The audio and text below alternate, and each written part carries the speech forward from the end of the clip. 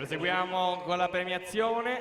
Prossima premiazione, la premiazione di 200 metri d'orso ragazzi femmine. Consegna le medaglie il medico della manifestazione, dottor Giorgio Palano, che consegna la medaglia di bronzo per il suo terzo posto per i colori della Idros col tempo di 2:24:46, Sara Flavia Strimb.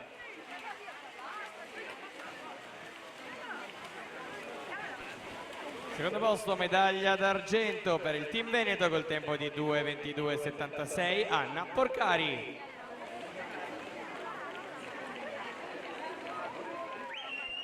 Primo posto medaglia d'oro vince col tempo di 2:21:04, Martina Zanet, Piave Nuoto.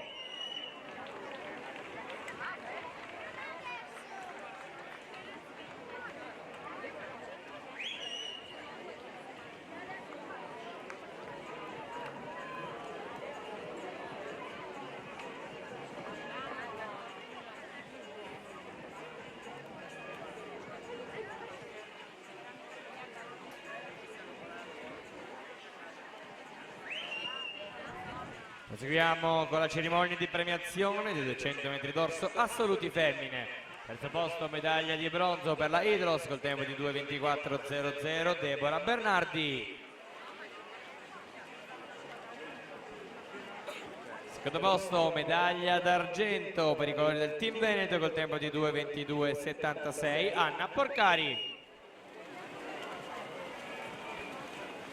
Primo posto vince medaglia d'oro per il Piave Nuoto col tempo di 2:21:04, Martina Zanet.